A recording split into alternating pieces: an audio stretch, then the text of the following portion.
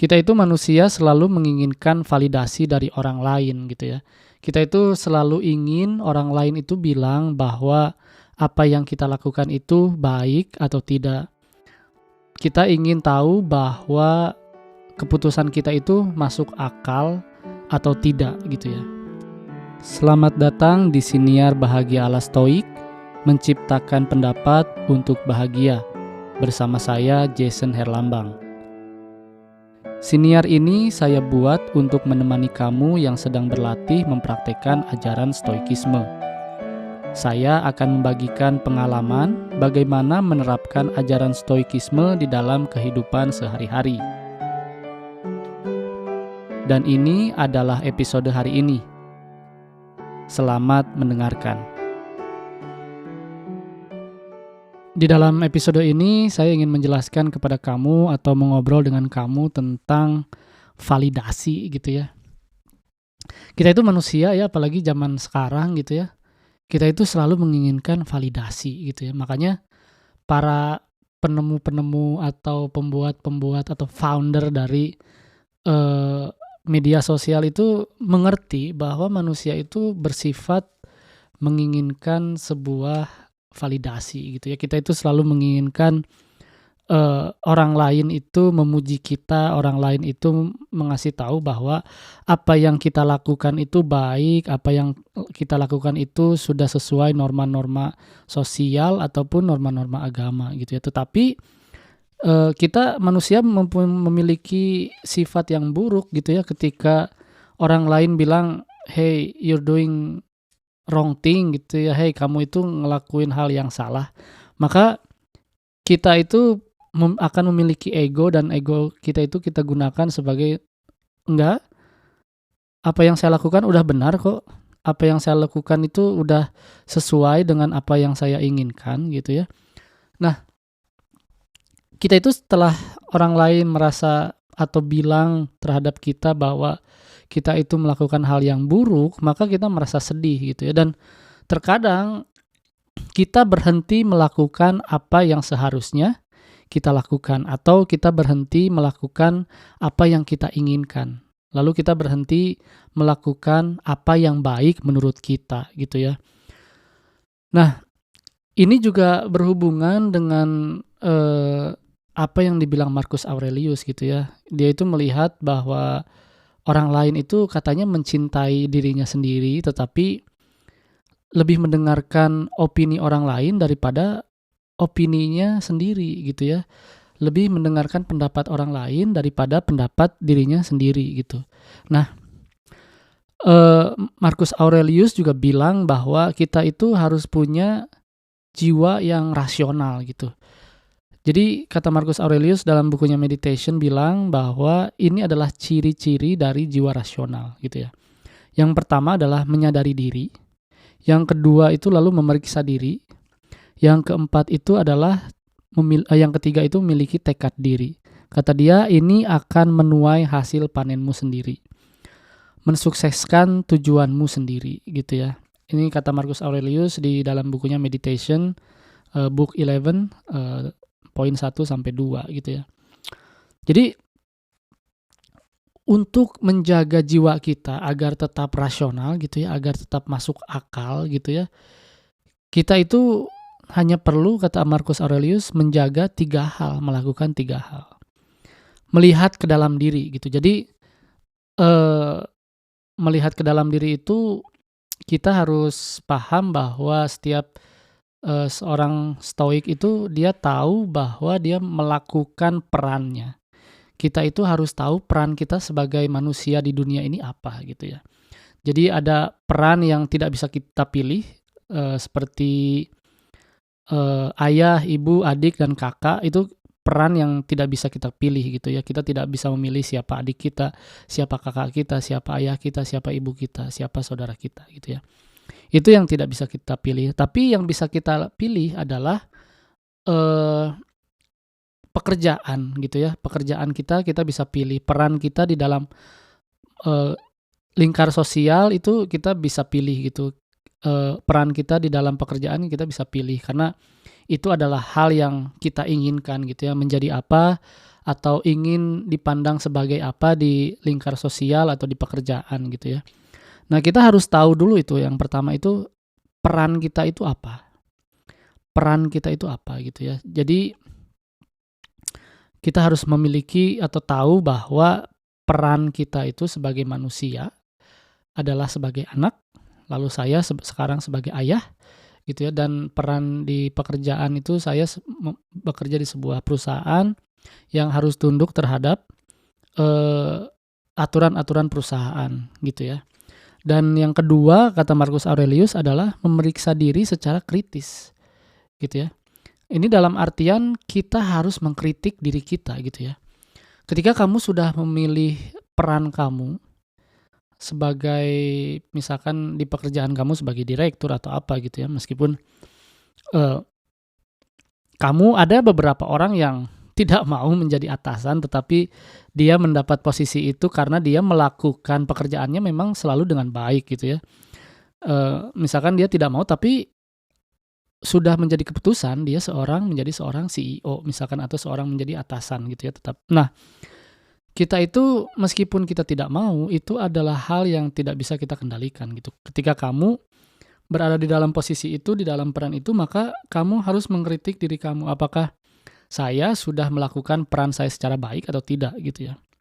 Saya sudah melakukan pekerjaan saya secara baik atau tidak. Baik sebagai ayah misalkan di rumah, sebagai anak di rumah, sebagai misalkan tetangga di lingkaran sosial gitu ya, sebagai teman di lingkaran sosial, dan dalam pekerjaan gitu ya. Jadi kita itu harus mengkritik diri, apakah saya sudah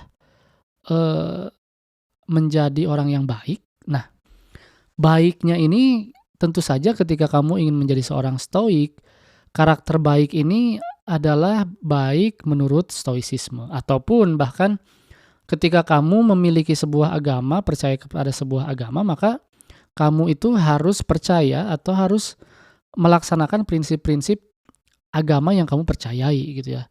Nah, ketika kita bicara tentang stoicisme, maka ketika kamu ingin menjadi seorang stoik, kamu harus memiliki 4 keutamaan gitu ya. 4 keutamaan itu ya yang selalu, yang mungkin kamu juga sudah tahu bahwa 4 keutamaan itu adalah keberanian, kesederhanaan atau keugaharian. Lalu kebijaksanaan, maksudnya keadilan, lalu kebijaksanaan gitu ya. Keutamaan itu harus kamu miliki dan harus kamu gunakan sehingga standar kebaikan dalam hidup kamu itu terjaga gitu ya.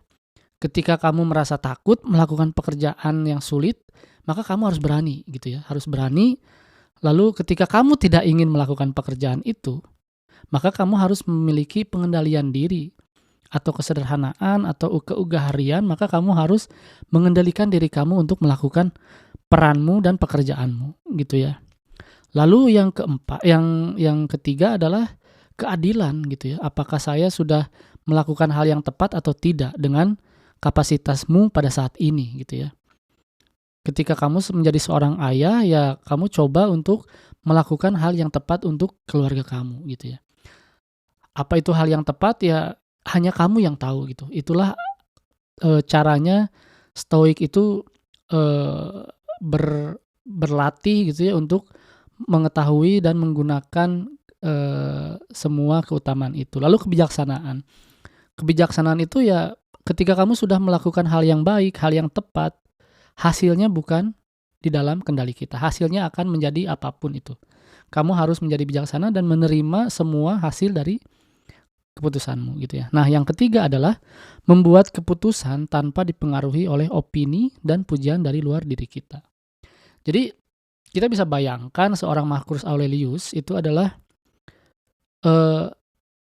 seorang kaisar yang memiliki segalanya gitu ya, memiliki power. Dia itu kaisar dari semua kaisar di dunia. Dia itu memimpin negara paling besar 2000 tahun yang lalu gitu, Romawi gitu ya. Di Eropa sampai ke Turki, sampai ke Timur Tengah gitu, bayangkan. Tetapi dia bilang dia itu harus membuat keputusan tanpa dipengaruhi oleh opini dan pujian dari luar diri kita. Nah, opini ini juga kita harus tahu bahwa opini ini apa sih? Pendapat ini yang harus kita tolak ini apa? Pendapat yang bisa menghambat jalan kita menuju apa yang kita inginkan atau menghambat pekerjaan kita gitu ya. Ketika kita tahu bahwa kita itu memiliki keutamaan sebagai seorang stoik, keempat keutamaan itu, maka kita tidak perlu mendengarkan opini orang lain bahwa apa yang kamu lakukan tidak akan berhasil, apa yang kamu lakukan itu tidak cocok buat kamu, apa yang kamu lakukan itu percuma gitu. Ketika kamu ingin melakukannya, ketika kamu mencintai apa yang kamu lakukan, maka ya sudah, lakukan saja gitu. Dan selalu bersikap rasional gitu ya. Apakah benar tidak, atau apakah yang saya lakukan ini sudah rasional apa tidak gitu. Makanya ada yang namanya temperance gitu ya, menahan diri, kesederhanaan. Jadi apa yang kita lakukan itu harus berdasarkan pengendalian diri kita, jangan terlalu lebih atau jangan kurang. Tepat saja, jadi justice, jadi tepat. Kita yang kita lakukan itu adalah hal yang tepat pada saat ini gitu ya. Jadi itu adalah ciri-ciri jiwa yang rasional gitu ya. Melihat ke dalam diri, peran kita itu apa, lalu memeriksakan diri kita secara kritis, mengkritik diri kita sendiri gitu ya. Apakah kita sudah melakukan peran kita dengan baik? Lalu ketika kita ingin mengambil keputusan, maka tidak usah dengarkan opini-opini yang jelek di luar sana. Tidak usah mendengarkan pujian di luar sana, karena semua itu bisa menghambat kita melakukan hal-hal yang baik.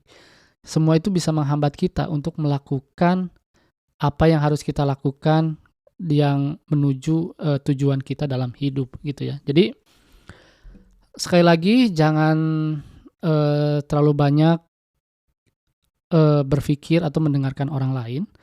Bahkan kamu itu bermedia sosial dengan tujuan mendapatkan pujian dari orang lain atau mendapatkan likes dari orang lain, ya gunakan media sosial untuk lebih dari itu gitu ya.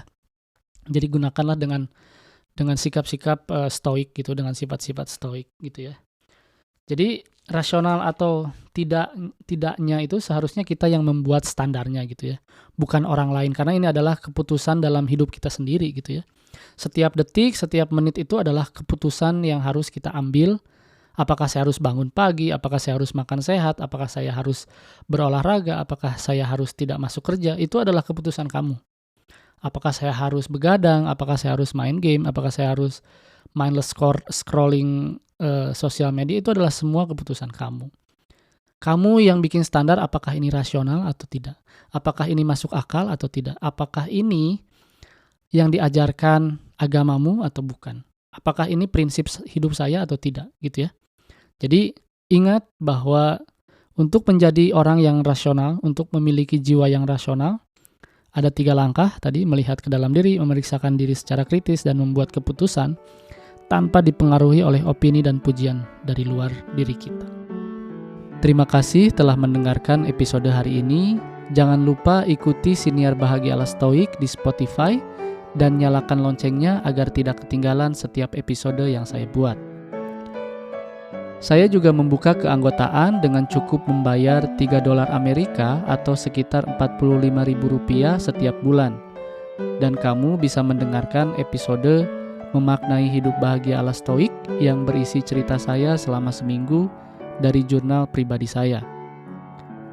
Jangan lupa juga untuk ikuti dan berlangganan @Bahagia ala Stoik di semua kanal media sosial, TikTok, Instagram, dan YouTube. Sekali lagi, saya ucapkan terima kasih. Sampai jumpa di episode berikutnya.